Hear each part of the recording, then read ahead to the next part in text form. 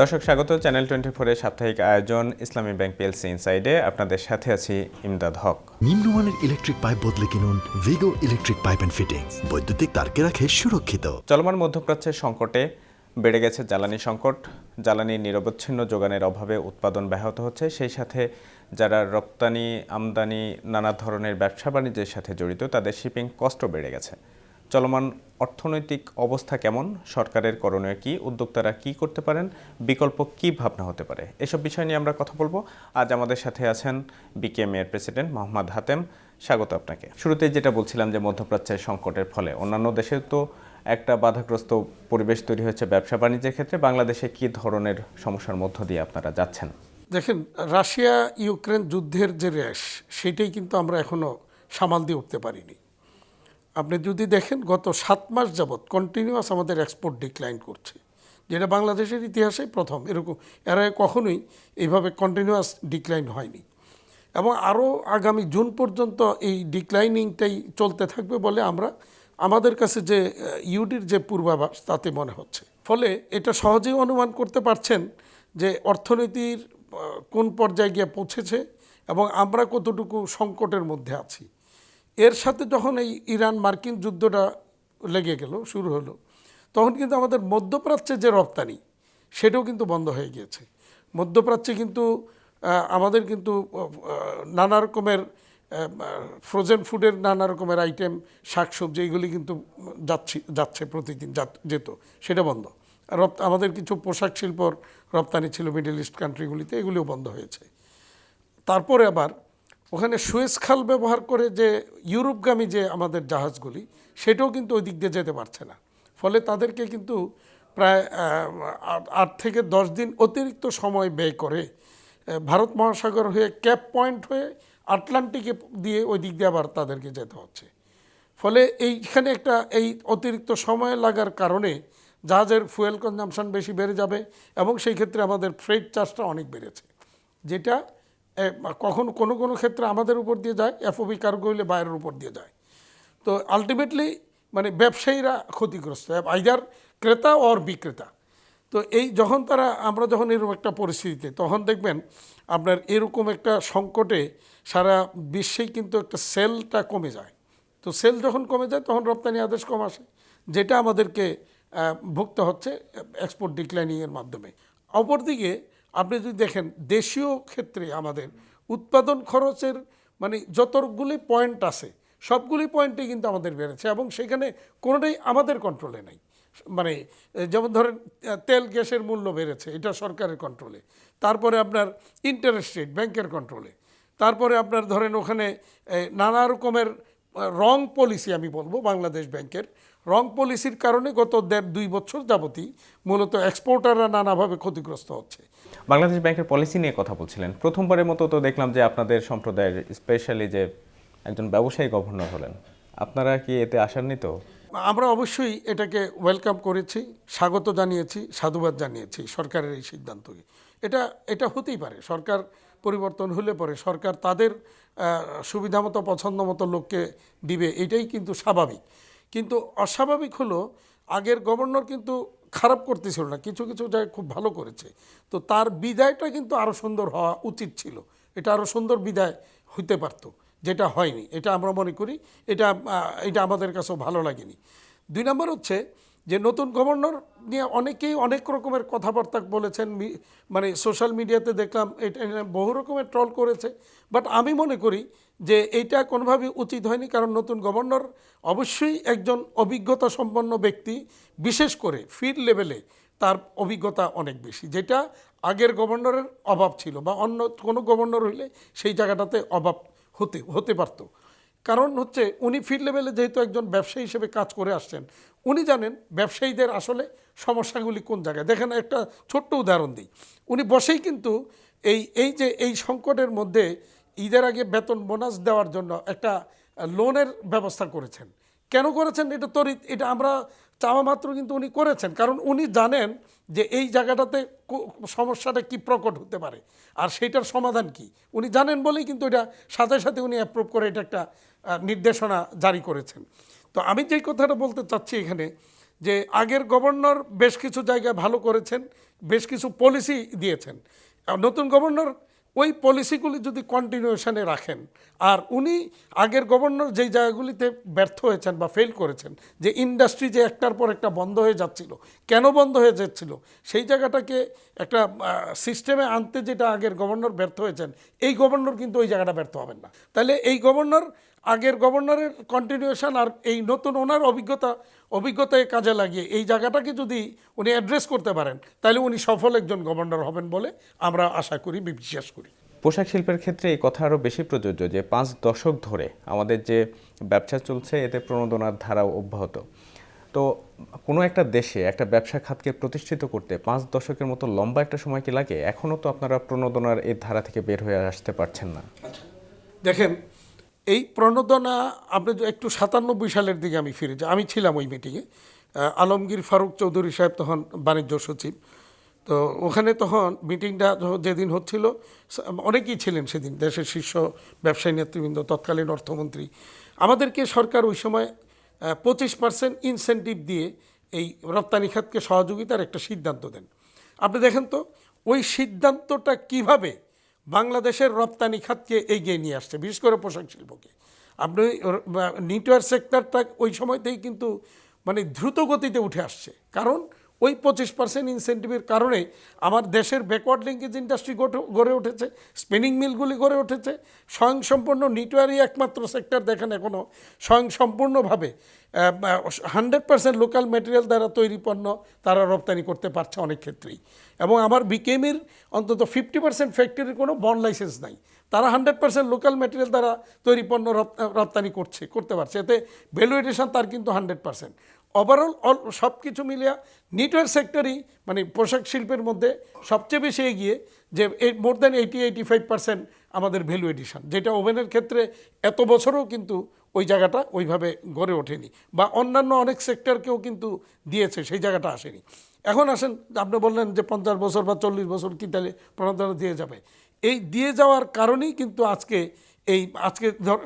রপ্তানিটা এই পর্যায়ে আসছে, 50 বিলিয়নের কাছাকাছি রপ্তানি চলে আসছে।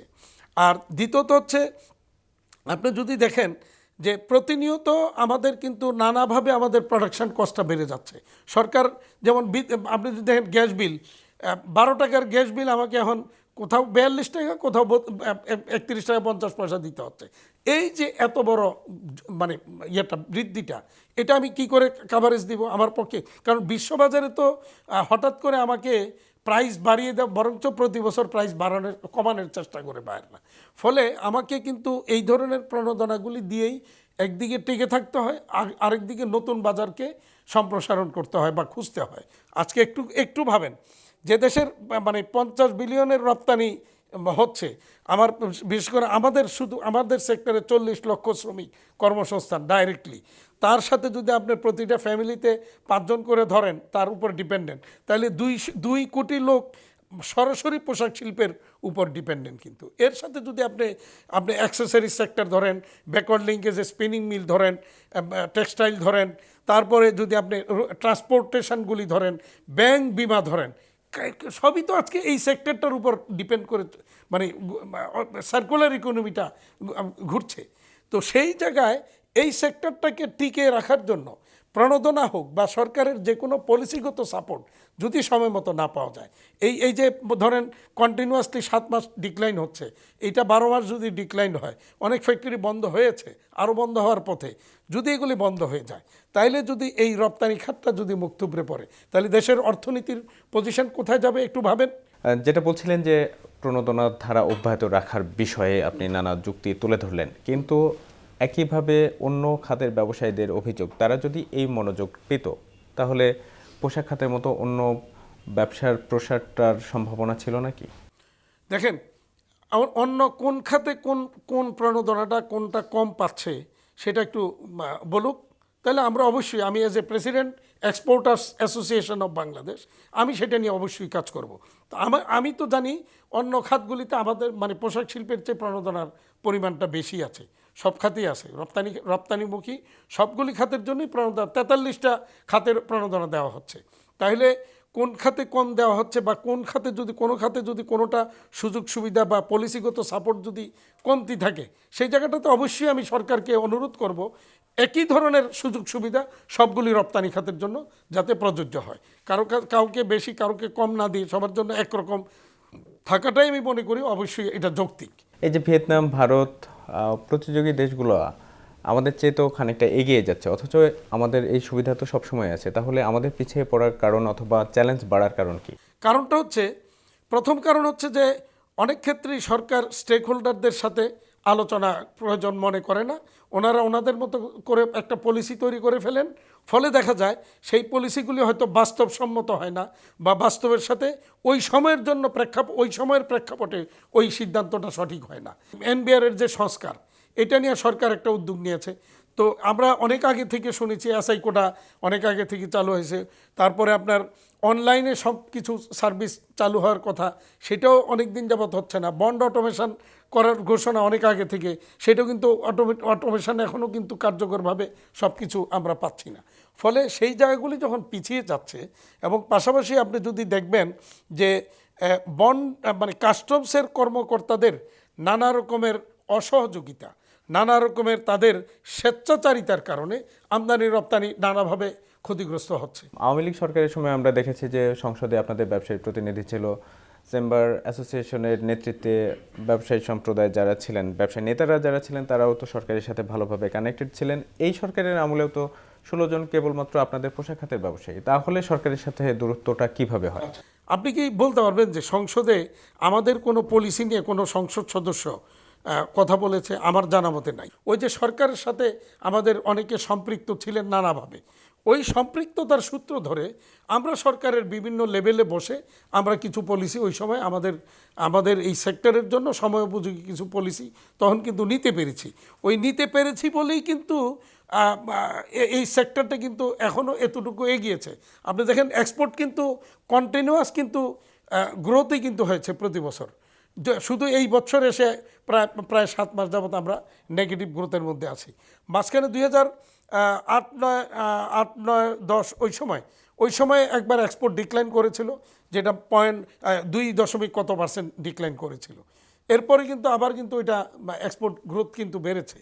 তো আমরা কিন্তু ওই গ্রোথগুলি করতে গিয়ে আমরা সরকারের সাথে নানা পলিসি নিয়ে কাজ করতে হয়েছে, কাজ করে কিন্তু আমরা পলিসি আনতে পেরেছি। এবং একটা জিনিস দেখবেন যে আমরা যারা ট্রেড বডির নেতৃত্ব দেই, যদিও তাদের মধ্যে কেউ কেউ হয়তো রাজনৈতিকভাবে কোনো দলের সাথে সম্পৃক্ত, যেটা আমি কখনোই পছন্দ করি না, এবং আমি নিজে ব্যক্তিগতভাবে কখনোই আমি কোনো রাজনৈতিক দলের সাথে কোনোদিনই কোনোভাবেই সম্পৃক্ত ছিলাম না। এবং আমি মনে করি ট্রেড বডিতে যারা নেতৃত্ব দেন তাদের কোনো রাজনৈতিক দলের সাথে সম্পৃক্ত থাকাটা উচিত নয়, এই কারণে যে কারণ সরকার যখন যে থাকবে তাকে সেই সরকারের সাথে থেকেই তার সেক্টর বা তার ট্রেডের জন্য পলিসি নির্ণয় করতে হবে। এক কথায় যদি বলি, ট্রেড বডিতে দলের সমর্থক হয়ে যাওয়ার পর কাঙ্ক্ষিত ভূমিকা পালন করতে ট্রেড বডির নেতারা ব্যর্থ হচ্ছেন, এটা স্বীকার করবেন কিনা? হ্যাঁ, অবশ্যই। কারণ তখন আরেকটা চাপ থাকে, যদি দলের সাথে সম্পৃক্ত হয়ে যায়, সরকারের নানা রকমের পলিসির কারণেও, মানে ওই দলের পলিসির কারণে অনেক সময় তারা থেমে যেতে হয় বা সোচ্চার হতে পারে না। বাট সে যদি রাজনৈতিকভাবে কোনো দলের সাথে সম্পৃক্ততা না থাকে, তাহলে সে ট্রেডের স্বার্থেই কথা বলবে। তখন ওই দলের বা সরকারের চিন্তা করে কেউ কথা বলবে না।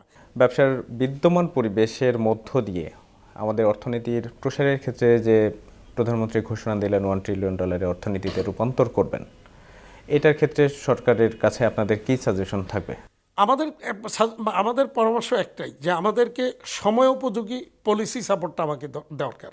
ওই ইনসেন্টিভের চেয়ে বেশি প্রয়োজন কিন্তু ওই পলিসি সাপোর্টটা পেলে বর্তমান সরকার যে উদ্যোগটা নিয়েছেন এবং মাননীয় প্রধানমন্ত্রী আমাদের সাথে আলোচনার প্রেক্ষিতে যে পদক্ষেপগুলি এখন পর্যন্ত দৃশ্যমান, আমাদের কাছে কিন্তু আমরা খুব আশাবাদী যে সামনে আরও ভালো কিছু আমরা পলিসি সাপোর্ট পাবো। সেই জায়গাটা যদি পেয়ে যাই, তাহলে আমরা এই যে বর্তমান যে সংকট, কি মহাসংকট বলি, আপনি যদি শুনে থাকেন, গত 2 বছর যাবত আমি বলে যাচ্ছি যে আমাদের ইন্ডাস্ট্রি, বিশেষ করে গার্মেন্টস ইন্ডাস্ট্রি এখন আইসিইউতে আছে। আইসিইউ থেকে বের করার দায়িত্বটা ছিল বাংলাদেশ ব্যাংকের, কিন্তু বাংলাদেশ ব্যাংক আইসিইউ থেকে বের করার কোনো উদ্যোগ বা পদক্ষেপ নেয়নি। নতুন করে ব্যবসার নীতি প্রণয়নের ক্ষেত্রে ট্রেড বডি অথবা ব্যবসায়ী সম্প্রদায়কে সম্পৃক্ত করার ক্ষেত্রে এই সরকারের কি ধরনের উদ্যোগ আপনারা দেখছেন গত 1 মাসে? আমরা এখন পর্যন্ত যতটুকু উদ্যোগ দেখেছি আমরা আশাবাদী এবং সন্তোষজনক উদ্যোগ দেখা যাচ্ছে। সামনে আরও ভালো কিছু হবে। যেমন ধরেন আমরা বেশ করে আমরা যখন ওই জুলাই বা জানুয়ারির 4 তারিখ মাননীয় প্রধানমন্ত্রীর সাথে বসছিলাম, তো তখন কিন্তু আমি দুইটা বিষয় উল্লেখ করেছিলাম। একটা হচ্ছে এলডিসি গ্র্যাজুয়েশন স্থগিত করা, এবং আমি স্পষ্ট বলেছিলাম যে এলডিসি গ্র্যাজুয়েশনের সরকারের যে সিদ্ধান্ত, এটা আত্মহত্যা করার জন্য আগে থেকে ঘোষণা দেওয়ার একটা সিদ্ধান্ত হয়েছে। দ্বিতীয়ত আমি বলেছিলাম যে শ্রম আইন নিয়ে যে তুগলকি কাণ্ড ঘটেছে, যে আমাদের সাথে আলোচনার ত্রিপক্ষীয় মিটিংয়ের সিদ্ধান্তের বাইরে গিয়ে সরকার পরবর্তীতে যেই জায়গাগুলি করেছে এইগুলি নিয়ে আমরা তুলে ধরেছিলাম। সেদিন কিন্তু মাননীয় প্রধানমন্ত্রী, আজকের প্রধানমন্ত্রী বলেছিলেন যে তিনি প্রধান উপদেষ্টা মহোদয়কে বলেছেন যে শ্রম আইনটা যেন এখন ইমপ্লিমেন্টেশনে যাওয়া না হয়, কারণ এটা নিয়ে অনেক আপত্তি, অনেক রকমের আলোচনা আছে। এটা পরবর্তীতে সংসদে গিয়ে আলোচনার করে পাশ হওয়ার পরে যেন এটা হয়। তো এই দুইটা জিনিস ভালো রেসপন্স তিনি করেছিলেন।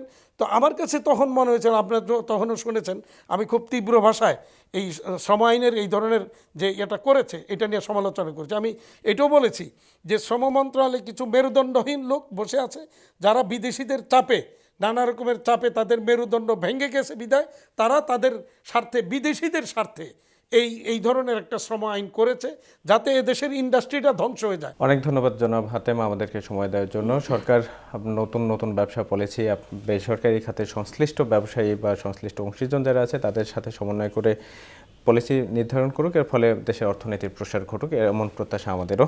দর্শক, ইসলামী ব্যাংক পিএলসি ইনসাইডের আজকের আয়োজনে এটুকুই। সাথে থাকার জন্য ধন্যবাদ সবাইকে।